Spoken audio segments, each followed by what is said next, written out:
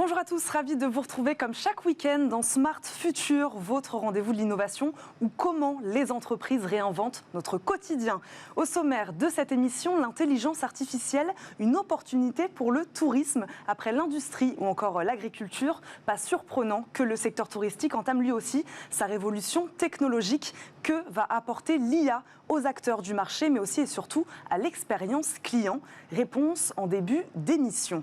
Nous parlerons innovation ensuite, toujours dans le monde du tourisme, avec Olivia Hieré-Dobré. Elle nous présentera une solution de réservation en ligne pour les plages privées quand intelligence artificielle se met au service du remplissage des parcs de transat. Et enfin, dans Smart Connect, comme chaque semaine, une solution de commerce 100% digitale, nous recevrons le CEO de The Packengers, une start-up française qui peut vous obtenir en un seul clic le prix de l'emballage et du transport d'une œuvre d'art partout dans le monde.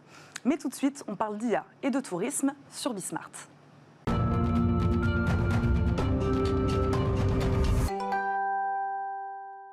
L'intelligence artificielle au service du tourisme, je le disais, c'est notre sujet de la semaine. Après l'industrie, l'agriculture, comment les progrès de l'IA vont-elles maintenant profiter au secteur touristique? Imaginée principalement en tant qu'instrument de recommandation, ces dernières années, la data s'est considérablement élargie. Avis clients, données personnelles lors de réservations en ligne. Nous allons faire le point sur ces nouvelles avancées avec nos deux experts. Thomas Collat-Desfrancs, CEO et cofondateur de The Weekender, est avec nous. Bonjour. Bonjour. Merci d'être sur le plateau de Smart Future. Tristan Daube, CEO de Travel Assist, nous accompagne également en visioconférence. Bonjour. Bonjour. Bonjour, merci beaucoup d'être avec nous. Thomas Collat-Desfrancs, j'en ai cité quelques-uns. Qu'est-ce qu'on peut donner comme autre exemple d'application de l'IA dans le secteur du tourisme pour que les gens comprennent un peu de quoi on parle? L'IA dans le tourisme, c'est beaucoup de choses. Je pense qu'il y a beaucoup d'usages. Nous, chez Weekender, l'usage principal qu'on veut en faire, c'est permettre de remettre le service qui a plus ou moins disparu dans les dernières années parce qu'on est tous devenus finalement nos propres agents de voyage.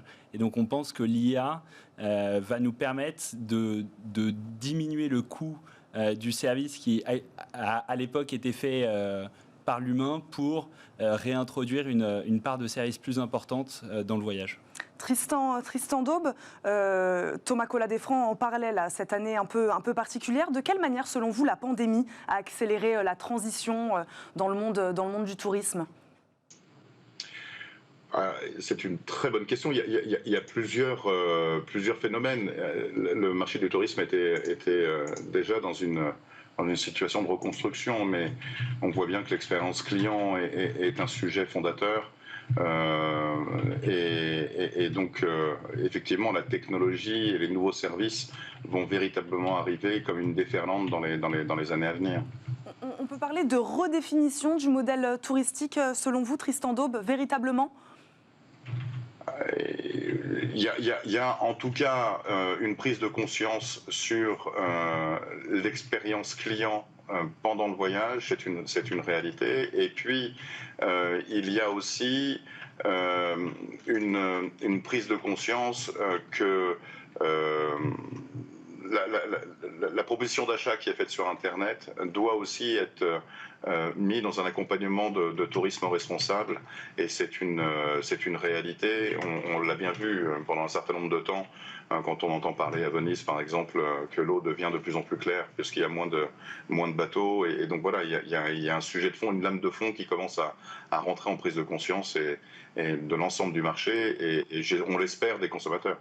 Thomas Collat-Desfrancs, on l'entend, il y a plusieurs enjeux. Là, on vient d'aborder la question environnementale. Quel est, selon vous, le premier objectif de l'IA dans le tourisme? C'est un secteur qui collecte beaucoup de données. Il y a peut-être déjà cet enjeu de faire le tri dans cette multitude d'informations clients. On parle d'expérience client, il y a beaucoup d'informations clients. Oui, il y a beaucoup d'informations. Je rejoins ce qui vient d'être dit aussi sur l'environnement. Je pense qu'on est à un moment où il va falloir qu'on voyage mieux. Et c'est aujourd'hui, la data doit être au service de ça. Je pense que c'est l'un des principaux enjeux, c'est comment on arrive à mettre la data et l'intelligence artificielle au service de l'amélioration et pas au service de prix moins cher. Et ça, c'est un vrai enjeu parce que aujourd'hui, une grande partie de la data a été mise au service de prix moins chers et pas forcément d'une qualité supérieure. Et je pense que les deux sont possibles et nous, on aimerait avoir un impact là-dessus en tout cas. Qu'est-ce que ça veut dire voyager mieux ? Voyager mieux, ça veut dire, pour moi, finalement, au fond, le voyage est une expérience, c'est pas un bien de consommation. Et donc, voyager mieux, c'est justement vivre une expérience, comprendre pourquoi on voyage, vivre une expérience enrichissante, devenir être transformé par le voyage et pas seulement voir le voyage comme un simple bien de consommation et quelque chose qu'on achète au même titre qu'une autre chose. Tristan Daube, vous êtes d'accord avec cette définition du voyager mieux ? Est-ce qu'on parle peut-être d'expérience plus sur mesure aujourd'hui ? Oui, alors la personnalisation est dans toutes les lèvres, hein. Ça fait partie aussi des enjeux. Et comment intégrer la personnalisation si on n'est pas au cœur de la relation pendant le voyage ? C'est un des sujets, en tout cas, sur lequel moi, dans mon projet, on travaille. Oui, chez Travel Assist, Tristan Daube, vous accompagnez le client d'un assistant connecté, hein, c'est ça, pendant son voyage, vraiment tout au long du voyage. Exactement. L'idée est d'accompagner, le projet est d'accompagner, qui est une réalité, le voyageur le jour de son départ jusqu'à son retour. Et on le fait en marque blanche pour les professionnels du voyage. Comment ça marche exactement ?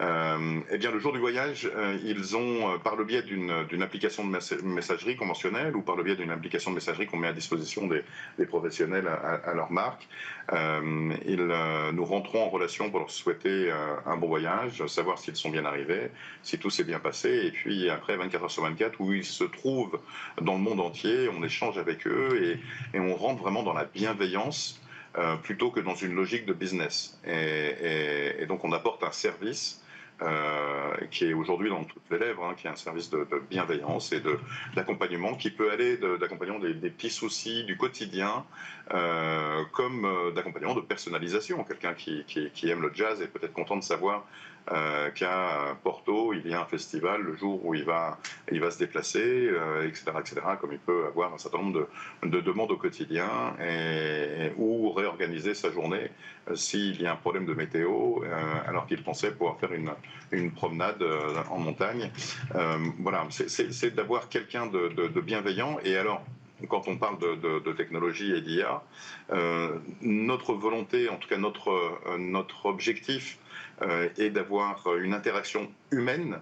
Et donc, ça veut dire qu'il y a tout le temps un interlocuteur humain, un concierge humain. Et pour que ça puisse tenir sur un modèle économique, mais surtout pour apporter de l'efficacité, eh bien, on a intégré effectivement beaucoup de technologies et du coup d'intelligence artificielle qui nous permettent de pouvoir tenir économiquement et deux, apporter de l'efficacité à toute épreuve. Thomas Collat-Desfrancs, par rapport à ce que dit Tristan Daube, vous diriez que les nouvelles attentes du consommateur, est-ce que les consommateurs sont plus exigeants ? Et puis surtout, j'ai l'impression qu'ils ont besoin d'être de plus en plus rassurés, accompagnés, chose que peut-être ils n'étaient pas avant. Ça fait partie des nouvelles attentes du consommateur. Vous le voyez, on a besoin de pouvoir parler peut-être avec un agent à n'importe quelle heure, à n'importe quel moment de la journée quand on est en voyage. Ouais, je pense que c'est quelque chose d'important d'être accompagné et aussi de savoir qu'on n'est pas seul en cas de problème. Je pense que l'année qui s'est passée a peut-être renforcé ce sentiment de se dire que finalement, voyager, c'est quelque chose qui n'est pas si simple que ça, et en tout cas qui mérite un accompagnement, et notamment en cas de petits pépins comme il peut en arriver. Et même par rapport à la pandémie, je sais que sur votre plateforme, on peut par exemple, en cas de test PCR positif ou quoi, annuler ou reporter son voyage. Ça, c'est des nouvelles astuces, des nouvelles possibilités qui sont arrivées bien sûr avec la pandémie. Oui, exactement. La flexibilité, je pense, c'est un point très important qui a bien évolué. Donc en effet, nous, depuis cette année, on offre la possibilité d'annuler son voyage sans motif et d'être remboursé à 70%. Donc ça, c'est un type d'offre qui n'existait pas du tout jusqu'à présent. Donc ça, c'est sûr que c'est un point très important. On donne également des informations sur les destinations qui sont ouvertes ou fermées. Donc il y a vraiment ce besoin d'être informé. Ça, c'est quelque chose qu'on nous a beaucoup demandé et qui est très apprécié. Parce que c'est vrai qu'aujourd'hui, sinon on est tous nos propres agents de voyage et que ce travail, il faut le faire soi-même et qu'il est extrêmement compliqué et très long. Donc il y a pas mal de nouveaux usages comme ça qui sont développés, en effet.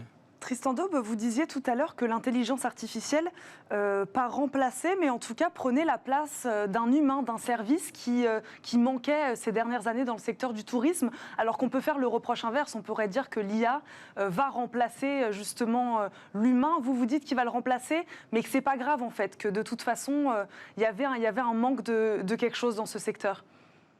Alors, je serais même plus actif sur le sujet. C'est-à-dire que vous avez deux possibilités en interaction. Soit vous utilisez un chatbot qui va interagir de manière très, très arithmétique, en fonction d'un scénario de mots qui vont arriver. Nous, notre choix, par exemple, c'est d'avoir une interaction humaine, mais par contre, l'intelligence artificielle va travailler de manière collaborative avec le concierge pour pouvoir très facilement aller chercher l'information au bon moment et réagir dans les meilleures conditions et surtout de manière personnalisée en fonction du profil du voyageur. Et effectivement, ça permet, pour le coup, de gagner un temps énorme et apporter beaucoup plus de pertinence dans les réponses.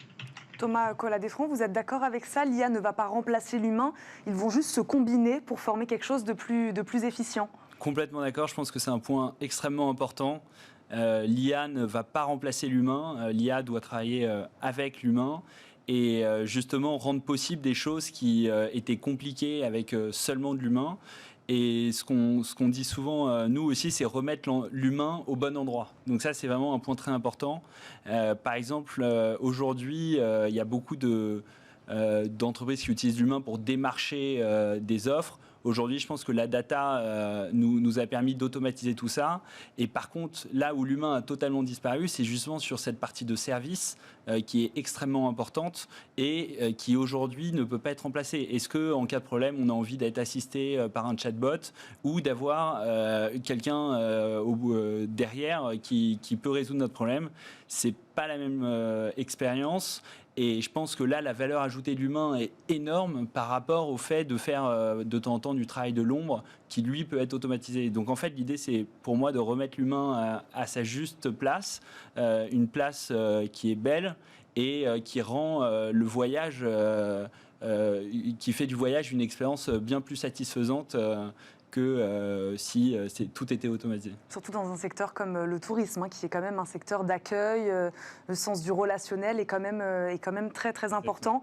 Tristan Daube, ce qui est intéressant avec Travel Assist, c'est que vous travaillez donc avec des particuliers, bien sûr, on a parlé de l'expérience client, du consommateur, mais aussi avec des acteurs du secteur. Que recherchent-ils, eux, avec votre solution ?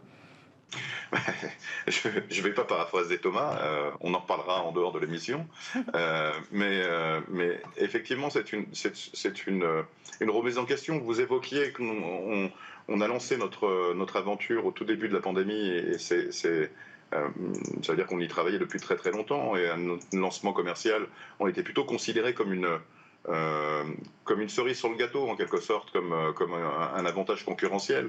Et on voit bien que cette pandémie a remis des questions différentes. L'humain, et Thomas le disait très justement, était très très très très impliqué jusqu'à l'acte d'achat. Et puis après, il y avait une condition équivalente à ce qu'on appelle le self-care au moment du voyage.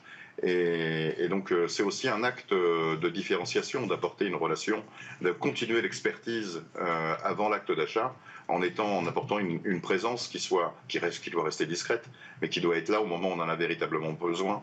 Et je pense qu'il y a aussi cette volonté aujourd'hui d'être, on le voit bien aussi avec ce qu'on appelle dans le marché du tourisme les réceptifs et tous les partenaires d'activité du monde du voyage. On voit qu'il y a une vraie volonté d'enlever les coutures et d'apporter quelque chose de beaucoup plus fluide parce que les voyageurs ont besoin de voyager à leur rythme, en sécurité,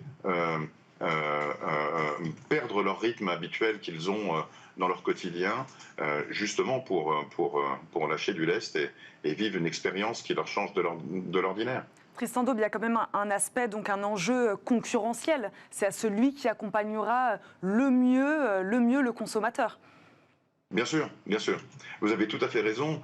Et il se trouve que moi, une partie de mon équipe et moi-même travaillons depuis plus de 20 ans dans le monde de la relation client. Et c'est un sujet extrêmement important de se dire que pendant le voyage est le moment et qui sera de plus en plus, jusqu'à maintenant, on va dire que le moment clé était l'acte d'achat d'un voyage, et on voit bien que surtout depuis la pandémie, mais c'était un sujet qui végétait depuis un certain nombre d'années.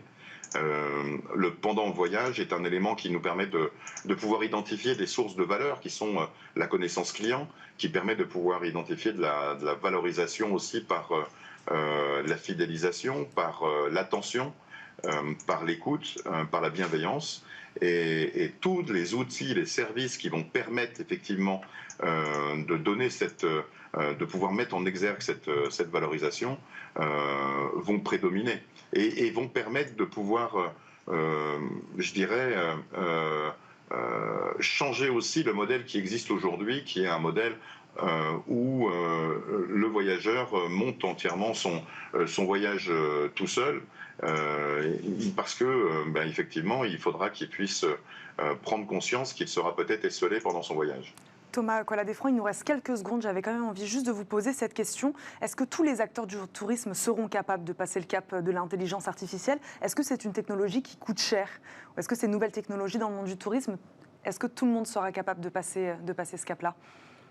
C'est pas une question facile que vous me posez, mais je pense que nécessairement, comme toute innovation, il y a des entreprises qui vont se spécialiser et d'autres qui peut-être prendront un autre chemin. En tout cas, c'est un outil, ça reste un outil. Et donc la question, c'est surtout de savoir à quel usage on le met.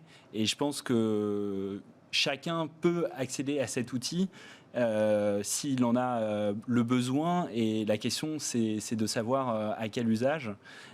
Donc, a priori, je pense que c'est un outil assez accessible, mais il faut savoir quoi en faire. Il faut savoir quoi en faire, et donc il faut être orienté données, et il faut avoir cette préoccupation dans son business.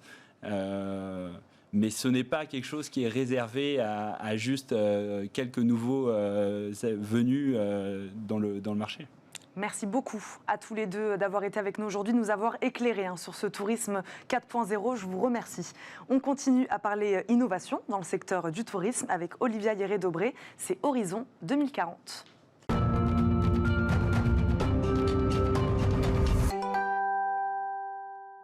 Bonjour Olivia. Bonjour Eva. Vous nous parlez aujourd'hui de la première plateforme de réservation en ligne pour les plages privées. Cette solution qui fait appel à l'intelligence artificielle promet d'optimiser le remplissage des parcs de transat. Et là, quand on est à la recherche d'un transat sur une plage privée l'été, on entend souvent cette phrase au téléphone. Désolé, mais nous sommes complets. Eh bien, ce type de réponse appartiendra désormais au passé grâce à Beach Booker, une nouvelle solution de réservation de transat en ligne. En quelques clics, elle vous permet de visualiser ceux qui sont disponibles et de les réserver en prépayant.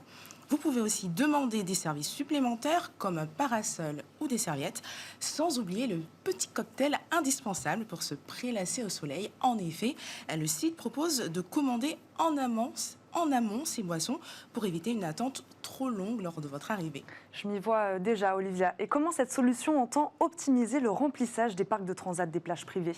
Eh bien, via l'intelligence artificielle. Contrairement à ce qu'on pourrait croire, les plages privées ne sont pas toujours pleines l'été, notamment à cause des défections de dernière minute qui ne sont pas remplacées faute de solutions technologiques. Eh bien, les algorithmes de Beach Booker permettent une gestion du parc en temps réel et ça va faire toute la différence. D'autre part, les plagistes peuvent connaître l'historique des clients ceux qui gagnent fréquemment, leurs habitudes d'emplacement et de consommation. Et l'avantage, c'est qu'ils pourront mieux organiser la gestion de leur plage les années suivantes à partir de ces données. Par exemple, adapter les équipes en fonction du taux de remplissage prévisionnel calculé sur la base des années précédentes.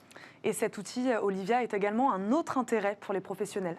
Oui, le paiement en avance qui permet de minimiser le manque à gagner dû aux annulations des clients. Les revenus des professionnels sont sécurisés, même en cas de non-venue. Et qui est à l'origine de cette plateforme de réservation et pourquoi l'ont-ils créée? Eh bien, ce sont des entrepreneurs français. Ils sont partis d'un constat. Malgré le digital de plus en plus présent au quotidien, les plagistes continuent d'effectuer les réservations de chaises longues et de parasols par téléphone. Et ce système, eh bien, il fait perdre un temps précieux aussi bien aux amateurs de farniente qu'aux gérants des plages privées. Et avec cette technologie, ils espèrent faciliter le séjour des baigneurs et le travail des plagistes. Alors dites-nous, est-ce que c'est prévu pour bientôt? Pour cet été. Pour cet été, Eva, une vingtaine de plages privées de la côte méditerranéenne sont déjà partenaires, toutes tailles confondues, et Beach Booker vise à terme un développement international. Merci beaucoup, Olivier. On vous retrouve bien sûr la semaine prochaine dans une nouvelle chronique Horizon 2040. C'est maintenant l'heure de Smart Money. Retrouvez Smart Money au cœur de Smart Future avec eToro, leader mondial des plateformes de trading social.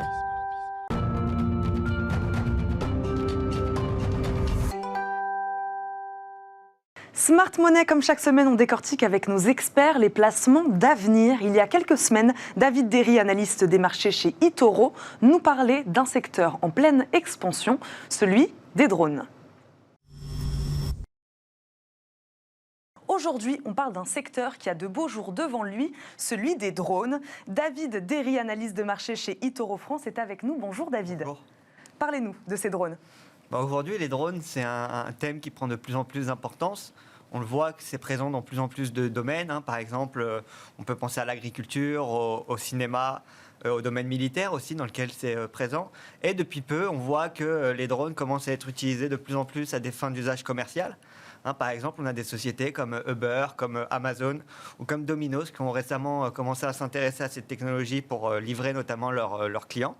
Et donc, on voit un peu avec les drones, en fait, comme avec Internet ou le GPS à l'époque, on voit que c'est une technologie qui est en train d'évoluer au-delà de son origine militaire pour vraiment devenir une technologie grand public. Que représente ce marché aujourd'hui, David ? Alors aujourd'hui, le marché en 2017, il représentait 1,7 milliard de dollars. Et normalement, les experts en fait, anticipent un marché, une taille de marché à plus de 100 milliards de dollars d'ici à 2025. Donc c'est quand même une hausse assez importante. Aujourd'hui, donc, comme je le disais, l'utilisation principale des drones, ça reste le militaire. Par exemple, on a même récemment vu Parrot qui a annoncé il y a quelques semaines justement fournir 300 drones à l'armée française afin de les aider dans leur activité. Mais on estime qu'à l'avenir, le développement du drone commercial représente aussi une bonne opportunité d'investissement. Le seul hic, en fait, dans toute cette industrie pour le moment, c'est la réglementation. Et que dit alors cette réglementation ? Alors la réglementation, elle est plus ou moins similaire un peu partout dans le monde, que ce soit en Europe ou aux États-Unis. Aux États-Unis, c'est le Federal Aviation Administration, donc la FAA, qui supervise en fait ce marché et qui impose les règles. Ils ont imposé notamment 3 règles principales à suivre pour les personnes qui souhaitent conduire un drone. La première, c'est de limiter l'altitude donc des drones commerciaux à environ 120 mètres. La deuxième, c'est de limiter la distance de vol au champ de vision du pilote, donc le drone ne peut pas aller là où le pilote ne le voit plus. Et enfin, la troisième, c'est l'interdiction de survoler des personnes. Donc on voit que c'est quand même trois réglementations qui sont vraiment une limite pour les utilisateurs et notamment l'adoption de ces technologies.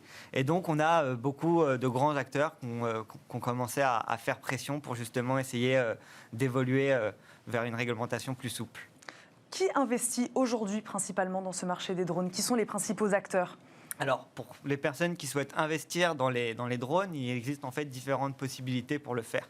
La première, la plus simple, c'est sans doute d'investir dans des sociétés qui produisent et commercialisent les drones. Donc là, par exemple, on a la société la plus connue, enfin une des plus connues, qui est une société française d'ailleurs, qui est la société Parrot. Ensuite, on a aussi, coté en bourse, on a les sociétés asiatiques, donc AeroVironment et E-Eng, qui sont deux sociétés cotées en bourse aussi. Et dans les drones, dans les pure players des drones, on a aussi GoPro aux États-Unis avec son drone Karma. Ensuite, on a d'autres marques. Donc, l'une des plus connues quand on parle de drone, c'est DJI. Mais malheureusement, DJI n'est pas encore coté.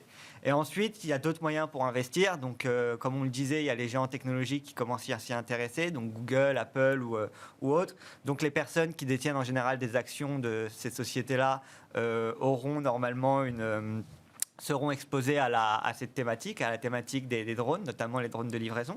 Ensuite, les personnes peuvent aussi décider d'investir justement dans des sociétés d'aviation, donc par exemple Boeing ou Airbus, qui sont en train de travailler sur la technologie des drones pour notamment le transport de passagers ou ce genre de choses. Et enfin, la dernière méthode pour investir dans l'industrie des drones, c'est vraiment d'acheter directement en fait les éditeurs, les fabricants de puces en fait, comme Nvidia ou comme Intel. David, ma dernière question, quel est l'avenir alors pour ce marché des drones ?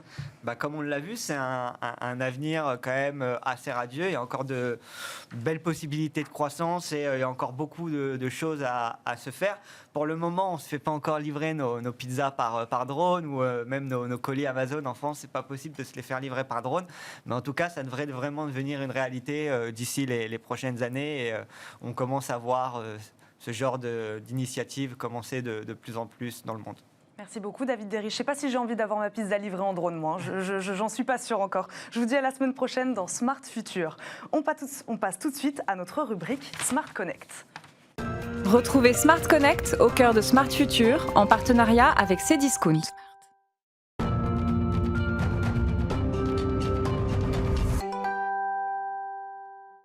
Cette semaine encore, on plonge dans l'univers du commerce digital. Amaury Chaumet, CEO de The Packengers, est avec nous. Bonjour. Bonjour. Bienvenue sur le plateau Smart Future. The Packengers, c'est une plateforme digitale dédiée à l'emballage et au transport des objets fragiles et des œuvres d'art.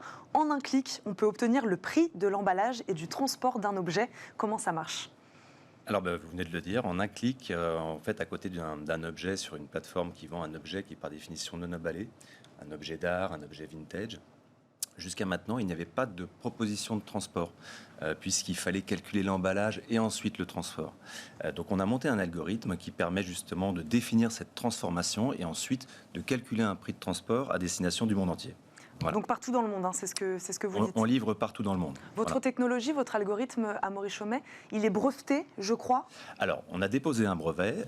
On attend les réponses de l'INPI pour être certain que personne n'avait pensé à cela avant. Voilà. Amaury Chaumet, en 2020, vous avez emballé et expédié plus de 12 000 objets.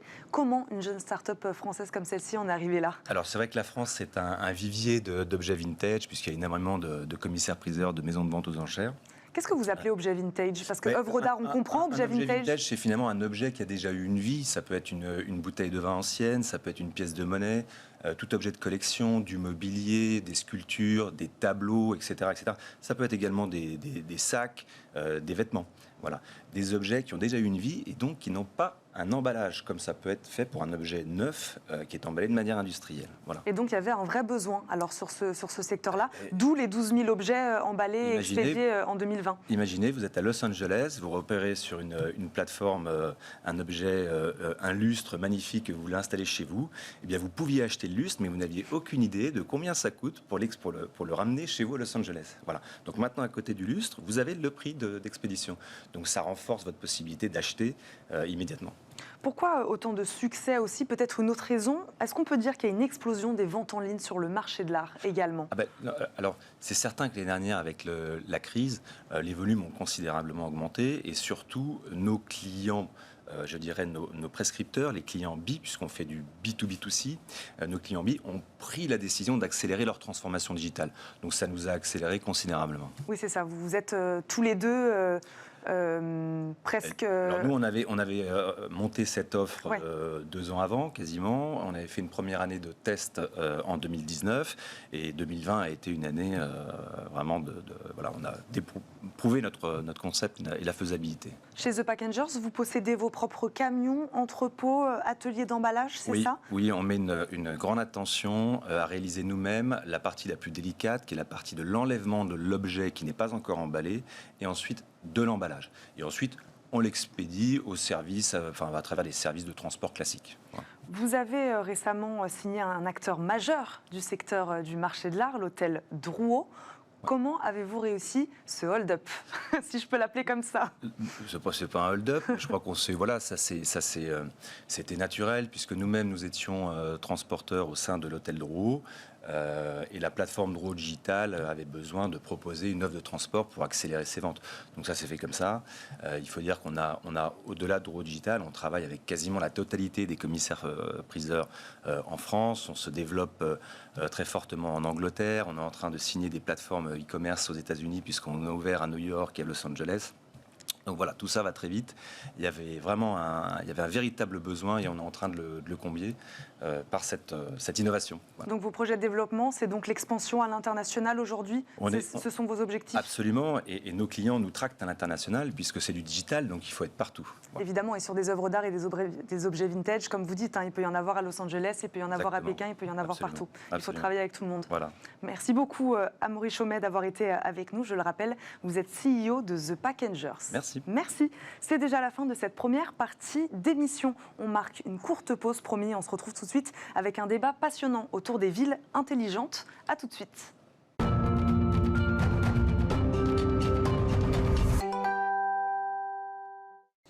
Merci de nous rejoindre sur Bismart. C'est la deuxième partie de Smart Future, votre magazine de l'innovation.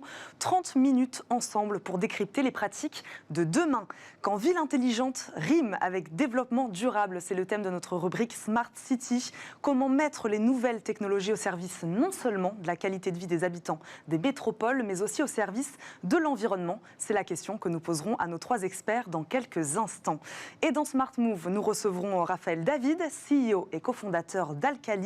Pas très loin des villes intelligentes, la start-up révolutionne, elle, les architectures électroniques des voitures intelligentes. Il nous expliquera tout de cette innovation de rupture juste après. Mais d'abord, je vous le disais, c'est l'heure de Smart City. Réinventons la mobilité de demain dans Smart City avec SEAT.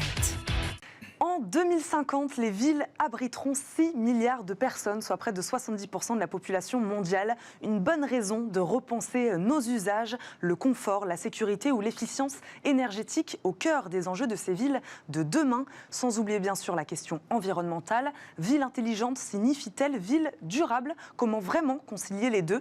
Nous allons poser toutes ces questions à nos 3 experts. Diane Galbe, directrice adjointe de Suez, est avec nous. Bonjour. Merci d'être sur le plateau de Smart Future. Laurent Dalibon, directeur France de Cortexia, est aussi avec nous. Bonjour. Bonjour. Et enfin Arthur Alba, cofondateur de Streetco, nous accompagne également. Bonjour. Bonjour Eva. Merci à tous les 3 d'être là. Diane Galbe, première question. Est-ce qu'on est sûr que ville de demain rime avec ville durable? Oui, je pense qu'on est sûr. Je pense que c'est une forte attente de nos concitoyens.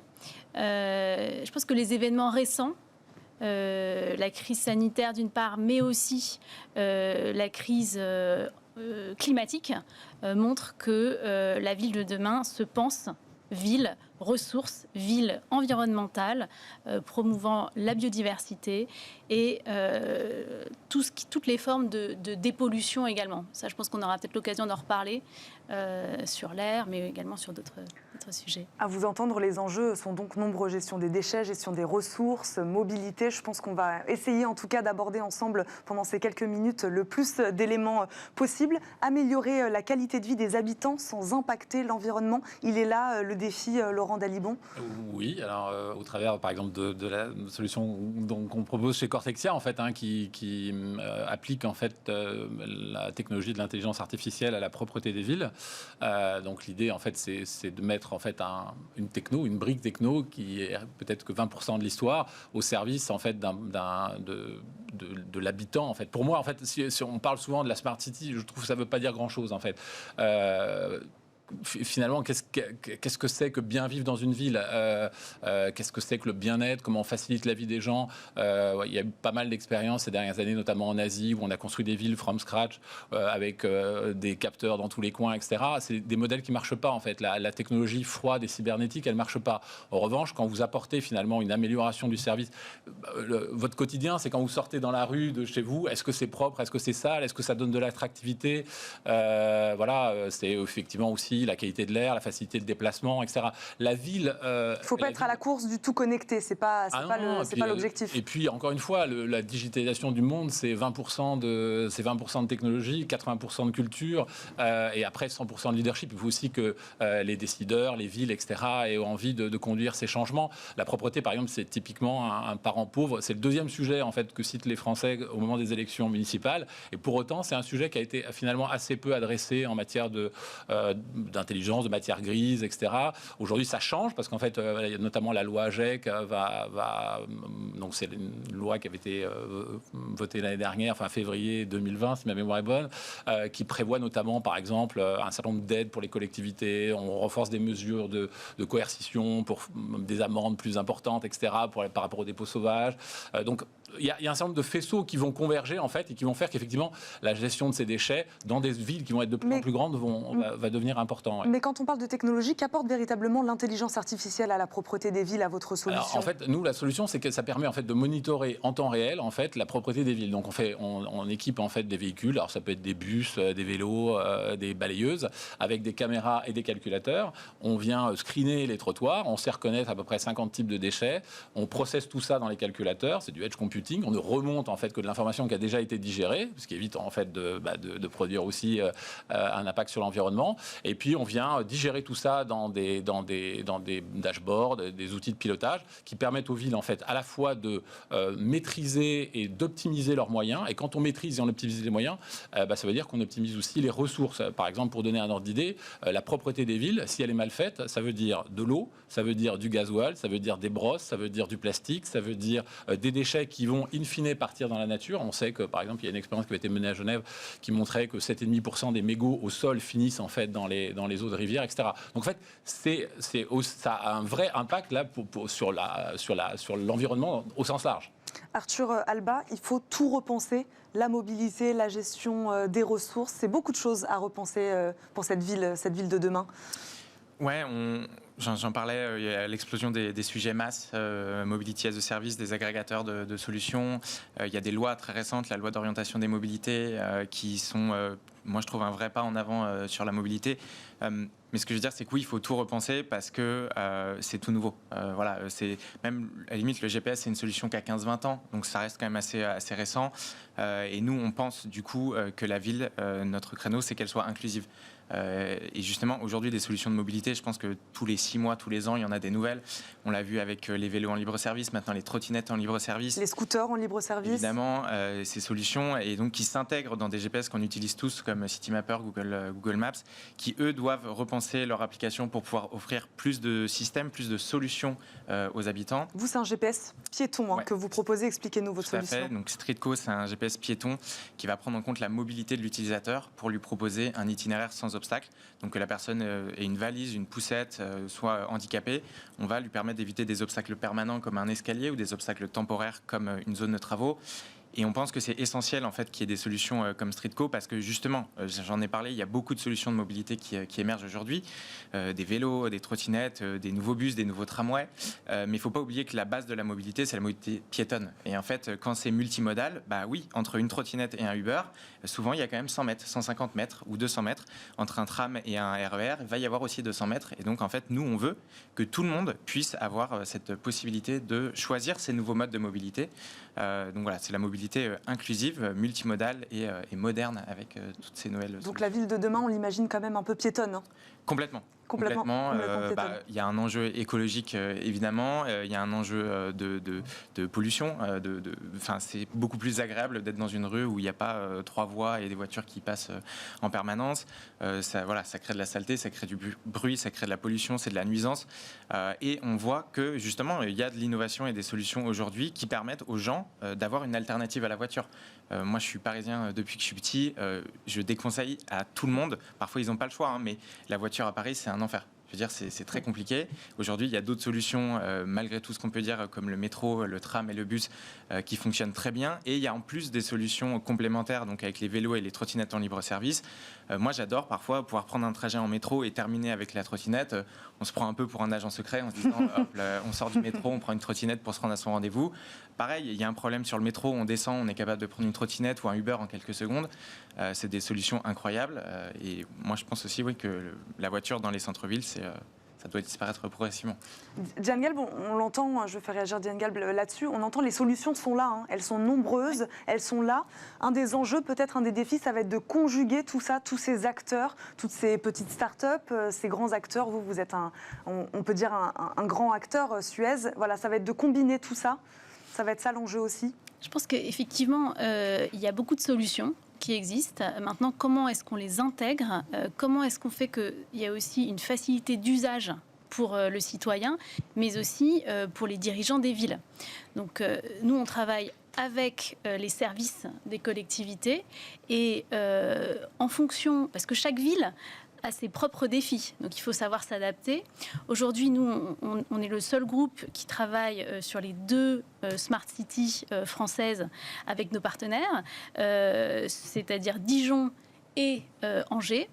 Et on a vu que, en fonction en fait, de l'usage qu'on fait de toutes ces solutions, de tous ces capteurs, de toutes ces datas qui remontent, face à des crises comme la crise du Covid, par exemple, à Dijon, le poste de commande centralisé qui a été bâti a permis d'être extrêmement réactif pour pouvoir, par exemple, faire passer des ambulances en priorité, modifier les feux de circulation, etc., pour être sûr de traiter l'urgence. Aussi, de lutter contre l'exclusion. Donc en étant beaucoup plus réactif sur ce type de sujet. Après, il y a tout un volant qui nous est cher, qui est la question du changement climatique. Et alors là, il y a beaucoup de données. Je pense au CO2 d'une part, et aussi aux polluants atmosphériques. Donc, un des premiers enjeux, c'est d'avoir toute cette donnée, donc de mapper ce qui se passe. Là, on vient d'acheter une petite pépite française, Aria Technologies, qui est leader européen. C'est un marché qui est tout naissant et qui modélise les polluants atmosphériques. Et ça, c'est la base. C'est-à-dire que le diagnostic et être capable d'intégrer les données, savoir où sont les problèmes pour pouvoir prévenir et après traiter si on n'arrive pas à éradiquer la source de la pollution. Donc le futur est vraiment devant nous. Même question, Laurent Dalibon, comment conjuguer, comment travailler avec tous ces acteurs de la Smart City ? Oui, alors c'est vrai qu'il y a chacun apporte sa pierre à l'édifice. Alors c'est un peu dans la même démarche en fait, hein, c'est-à-dire que nous on fournit un outil de pilotage, de mesure en fait. Hein, c'est basique ce que je veux dire, mais c'est tout ce qui ne se mesure pas, ne s'améliore pas ou ne se manage pas, comme disait un grand cabinet de conseil américain. Donc c'est exactement ça en fait. Et la technologie, elle est là pour. Elle va servir à ça en tout cas. Absolument, ouais, tout à fait, pour apporter effectivement une brique qui permet de faire. On pourrait le faire à la main. Hein. D'ailleurs, il y a des boîtes comme par exemple Literati. Enfin, il y a des tas d'applications qui existent. Qu'on met sur son smartphone qui permettent en fait de compter les déchets au sol, etc. Mais vous le faites à l'échelle d'un timbre-poste. Moi, je suis capable de le faire à l'échelle d'une ville, d'une plage, d'une rue. On peut après définir des granulométries, etc. Mais finalement, je crois aussi que c'est ça qui intéresse les gens. Hein. C'est moi, ce qui intéresse les gens, c'est la mesure qui est faite. Par exemple, la Poste a développé aussi par exemple des services où il y a une mesure de la pollution qui est faite en bas de chez moi. Bah, c'est ça qui m'intéresse. C'est pas de savoir effectivement si je peux aller faire mon jogging en bas avec une mesure qui a été prise à l'autre bout de la ville. Donc, je sais pas, je pense qu'il y a effectivement la brique technologique, elle vient apporter finalement des solutions qui permettent à un meilleur coût d'apporter un éclairage qui permet en fait de gérer et de mettre en musique les services qu'apporte par exemple Suez. Parce qu'après, c'est bien des gens qui font. Alors, c'est dans nos métiers de la propreté, c'est soit des régies, soit effectivement des opérateurs privés. Mais dans tous les cas, on est passé d'un mode de gestion qui était un mode de gestion par les moyens finalement à un mode de gestion par les résultats finalement, en optimisant les ressources. Et ça, c'est un axe de travail évidemment hyper important pour les villes, pour les décideurs, pour les acteurs que nous sommes de la propreté et de la gestion des déchets. Arthur Alba, Diane Galbe parlait donc de l'exemple de Dijon, d'Angers. On parle souvent des grandes villes quand on pense aux Smart City. Est-ce qu'elles peuvent être applicables aux plus petites communes, ces villes de demain, ces villes intelligentes, ces villes vertes ? Complètement. Je pense justement l'enjeu, c'est peut-être que certaines grandes villes puissent expérimenter des solutions, on puisse itérer, on puisse faire des expérimentations sur ces grandes métropoles. métropole, justement pour avoir quelque chose de déployable, de reproductible sur ces petits territoires, ces moyens territoires, justement parce qu'on a besoin de passer moins de temps, on sait plus facilement comment on va traiter tel problème. Et justement, on en parlait un petit peu, c'est très important de pouvoir faire des expérimentations. En France, on a tendance à vouloir faire des très grosses expérimentations et ça freine souvent les processus parce que la ville veut toujours faire quelque chose avec plusieurs acteurs, sur tout le territoire, sur un périmètre très large, etc. Je pense que ça, c'est une erreur et qu'il faut vraiment faire des petites expérimentations. Ça peut être sur un quartier d'une petite ville. Nous, tout ce qu'on a commencé à faire comme expérimentation, jamais on s'est dit on va commencer par Paris. C'est beaucoup trop grand, c'est beaucoup trop compliqué. Donc justement, nous, on a fait nos études à Angers. Et donc, en fait, nos premiers tests sur notre calculateur d'itinéraire, c'était à Angers. Et pourquoi c'est intéressant de faire sur un petit territoire? Parce que c'est plus simple et c'est une règle pour les expérimentations, mais pour l'entrepreneuriat de façon plus générale. Mieux vaut être excellent sur un petit territoire que moyen sur un grand territoire. Et les expérimentations, c'est pareil. Mieux vaut être vraiment concentré pour faire une très bonne expérimentation avec un acteur ou deux acteurs qui sont à fond dans l'expérimentation. S'il y a des erreurs, c'est pas grave. Vu qu'il n'y a que deux acteurs autour de la table, on peut itérer, on peut corriger, on peut apprendre. Et une fois que le modèle d'expérimentation il est validé, que les résultats sont satisfaisants pour toutes les personnes autour de la table, on peut dupliquer, on peut reproduire dans une autre ville, peut-être une ville moyenne, et ensuite, plus tard, une ville plus grande. Diane Gall, vous êtes d'accord avec ça? C'est plus intéressant peut-être de commencer par une plus petite commune. C'est plus facile, plus intéressant, plus mesurable? Oui, mais alors après, ce qui est intéressant, c'est maintenant on commence à avoir un peu de recul quand même, même si chaque ville a ses souhaits, mais de se dire que peut-être en France, on pourrait regarder un déploiement plus massif de modules de Smart City pour des petites communes, parce qu'en fait, derrière la Smart City ou la ville durable, il y a aussi une question de sobriété et d'efficacité. Parce qu'il faut arriver à maîtriser les impôts locaux. Et donc, il y a des enjeux de performance économique aussi derrière et qui sont importants pour nos concitoyens. Donc, moi, je pense que, alors, on n'est peut-être pas mûr encore, mais dans les plans de relance, regardez quelque chose d'accessible pour les petites communes, en roll-out, en développement un peu large, je pense que ça serait une piste intéressante. Sur la mobilité, Arthur Albin, on dit souvent que les petites communes, on prend plus sa voiture. Quand on est en province, on a moins de solutions de mobilité autres que l'automobile. Ça rend peut-être le défi plus compliqué, non? Pas forcément. Un peu quand même, parce qu'il va falloir que justement ces solutions de mobilité puissent s'être déployées dans ces villes. Je pense aux gros acteurs, ça peut être simplement Uber. Sur Angers, il y a Ponybike. Donc voilà, il faut forcément qu'il y ait des solutions.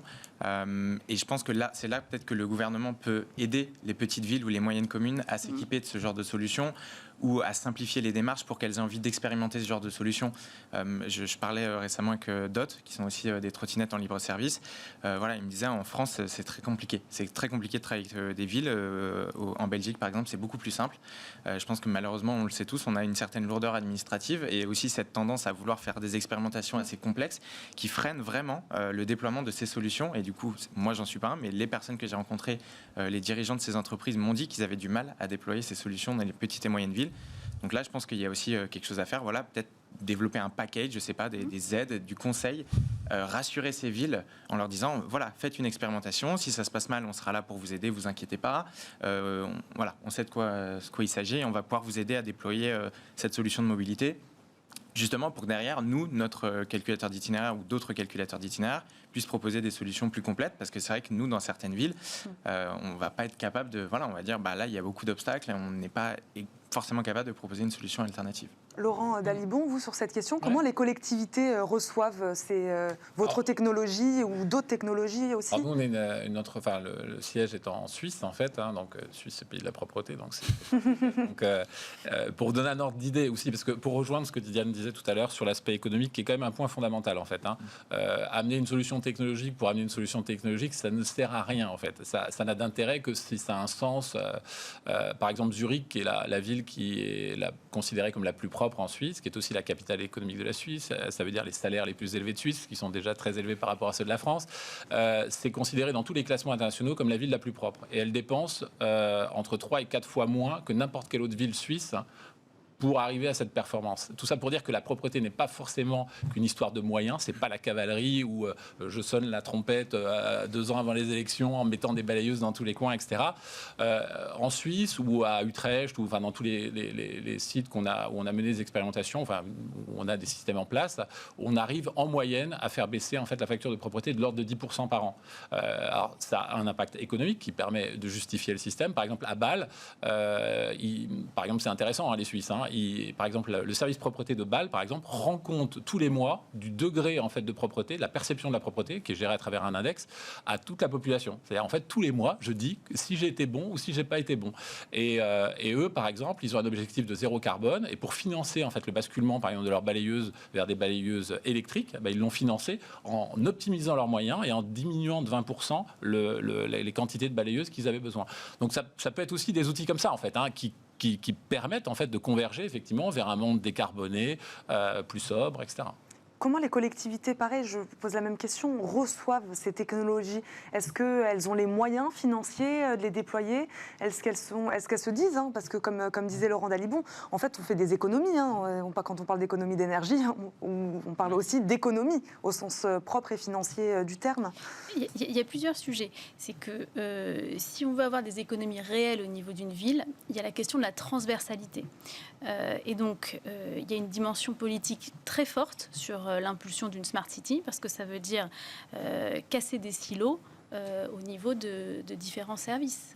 Et donc pour avoir éventuellement une supervision sur 1 ou 2 services, ou 3 ou 4. Et donc il y a cette dimension en fait aussi de refonte un peu des services. Et puis après, il y a des solutions qui existent de type partenariat public-privé, où on arrive à associer la ville, les privés, qu'ils soient petits, moyens ou grands, pour pouvoir calibrer aussi un contrat avec un retour sur investissement pour la collectivité. Il y a des choses très simples qui sont déjà le remplacement sur l'éclairage public des ampoules par des LED. Et là, le retour sur investissement est très rapide. Mais après, il y a pas mal d'autres sujets. Je pense par exemple à la lutte contre les inondations. Grâce à la technologie, on arrive à beaucoup moins intervenir sur les réseaux, à faire des travaux beaucoup moins conséquents. Donc, par exemple, à Paris, pour donner un ordre de grandeur, on a pu mettre en place pour 10 millions d'euros de software et d'intelligence artificielle pour prévenir les inondations avec du suivi en temps réel, de l'intelligence prédictive, plutôt que 300 millions de coûts de travaux qui auraient été sinon nécessaires pour atteindre un même niveau de protection. Donc, la technologie, c'est aussi permettre de faire beaucoup moins de dépenses sur un certain nombre de postes. Sur la Smart City, chez Suez, quels sont vos axes stratégiques? Il y a la gestion de l'eau, j'imagine, mais vous travaillez aussi sur le traitement de la pollution de l'air aussi, je crois. Alors, il y a oui, plusieurs choses. C'est une des verticales, mais nous, on se voit en aide à l'opération de la ville. Donc, que ça soit sur le sujet de l'eau, de l'air, de la collecte des déchets et du traitement, mais aussi sur la question de l'inclusion sociale. Par exemple, à Saint-Étienne, on fait avec la ville, avec des partenaires, une plateforme d'innovation sociale avec les habitants pour pouvoir les aider à piloter leur budget sur les services publics que sont l'eau, l'électricité, mais aussi les transports, pour que l'habitant puisse maîtriser son budget. Il nous reste quelques minutes parce que je le disais tout à l'heure, Arthur Alba, en 2050, les villes abriteront environ 6 milliards de personnes, soit près de 70% de la population mondiale. Il faut repenser, là c'est là où vous entrez en jeu aussi, la mobilité. Il faut on veut améliorer, la ville intelligente veut améliorer la qualité de vie de ses habitants. Il faut qu'on puisse tous y vivre alors dans ces villes. Et donc la première chose, c'est donc en effet déjà se déplacer sans se cogner, quoi. Complètement.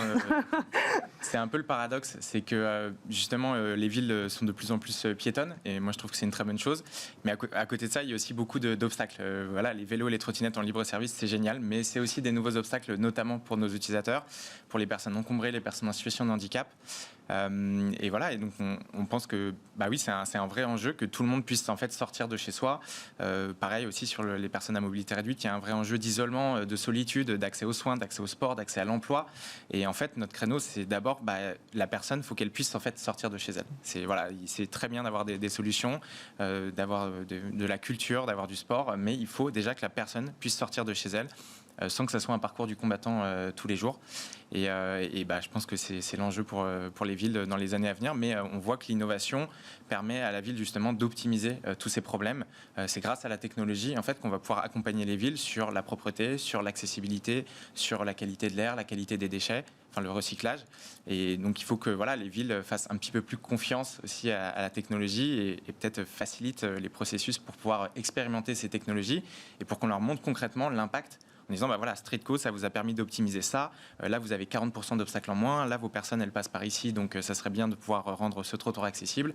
Je pense pareil pour les déchets et la collecte ou la qualité de l'air. Pour dire, là, il y a un problème de qualité de l'air. Il faudrait peut-être optimiser ce secteur, cette rue. Donc, en fait, on est là. La technologie est là pour aider les villes à optimiser leurs ressources, leur temps et leur budget. Et on sait que ce n'est pas illimité, donc c'est important. La technologie donc au service de l'environnement. C'est ce qu'on retiendra de ce débat. Merci beaucoup à tous les trois d'être venus nous avoir accompagnés aujourd'hui. Tout de suite, c'est Smart Move.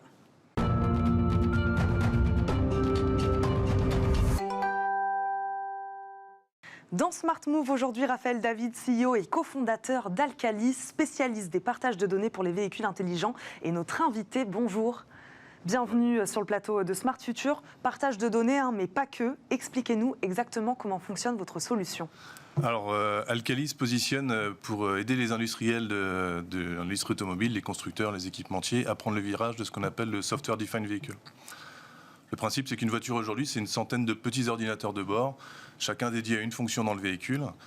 Et à chaque fois qu'on veut rajouter une nouvelle fonction, un constructeur se tourne vers son équipementier qui, en retour, lui donne un boîtier électronique à intégrer. C'est long, ça prend 3 ans à peu près. Et donc, ça fait beaucoup de choses à rajouter à chaque fois. Ça fait beaucoup de choses. Derrière chaque bout de plastique, on a une électronique aujourd'hui, ça peut être un peu encombrant. Et puis à l'heure du véhicule connecté, du véhicule autonome, le marché attend toujours plus de fonctions. Et donc il y a un problème d'agilité de cette industrie-là. Donc Alcali est là pour donner un peu plus d'agilité aux constructeurs. Et le principe est simple, c'est plutôt que d'avoir une centaine d'ordinateurs de bord, on met un serveur dans le véhicule, un gros ordinateur, un gros calculateur. Et Alcali fournit des outils aux intégrateurs logiciels pour aller collecter des prestations de tout type, du multimédia, du contrôle moteur, de l'éclairage. Donc on fournit des outils pour collecter toutes ces fonctions-là, de les intégrer sur le calculateur de manière sûre et sécurisée. C'est-à-dire que même si toutes les fonctions s'exécutent au même endroit, en même temps, on veut s'assurer qu'il n'y a pas de perturbation, pas d'interférence et qu'on ne va pas accélérer parce qu'on a augmenté le volume de la radio. Comment vous garantissez qu'elle soit sûre et sécurisée ? Back to basics, en fait, avec des mathématiques. On a coutume de dire que chez Alcali, on met la voiture en équation. C'est-à-dire qu'on va aller fournir les moyens aux constructeurs d'aller spécifier toutes les fonctions et toutes les interactions entre les fonctions du véhicule, de spécifier toutes les contraintes temporelles de manière formelle, c'est-à-dire sans ambiguïté. Donc c'est modéliser sous la forme d'équations la voiture. Et nos outils résolvent ces équations et permettent de garantir que, par A plus B, qu'un système bien spécifié va s'exécuter correctement, sans perturbation, et que tout va s'exécuter sans risque sur le calculateur. Quelles technologies sont sollicitées exactement ? Expliquez-nous. Alors c'est ce qu'on appelle des méthodes formelles. Donc c'est des méthodes mathématiques qui permettent de décrire sans ambiguïté un comportement. Donc c'est assez rébarbatif, on va dire, comme type de technologie. On n'est pas dans l'IA ou ce genre de technologie très. C'est un peu moins sexy. Très ludique, c'est un peu moins sexy. Mais pour les rendre sexy, en fait, on va transformer ces équations en Lego. On va proposer au constructeur de faire du Lego. Donc on va lui proposer de spécifier toutes ces briques de la voiture. Il va choisir ses briques, leur taille, leur couleur. Il va choisir le nombre de picots pour les emboîter. Et nous, on va, par nos outils, s'assurer que quand on imbrique toutes les briques les unes avec les autres, on va construire une belle voiture avec un beau design, très performante et au goût du jour. Qui sont vos clients aujourd'hui ? Alors aujourd'hui, nos clients, c'est ce qu'on appelle les intégrateurs de logiciels dans la voiture. Donc ils sont de deux types. C'est parfois les constructeurs automobiles eux-mêmes qui sont en train de se réinventer, qui découvrent ce métier. Et c'est également les équipementiers, un peu traditionnels, donc les fournisseurs de calculateurs qui, au lieu de fournir un calculateur, désormais fournissent un ensemble de prestations. Vous parlez donc de véhicules intelligents, véhicules de demain, véhicules même autonomes. Est-ce que ces véhicules, ils existent déjà ? Ce ne sont pas encore donc des véhicules qui sont sur le marché, ceux sur lesquels vous travaillez ? Alors, si, déjà. Ils existent déjà en petit nombre aujourd'hui, mais ils commencent à pénétrer le marché. Mais quand on parle de véhicules connectés, on a déjà une cartographie qui est connectée au cloud. Donc on commence déjà à avoir des services connectés, on commence déjà à optimiser notre parcours.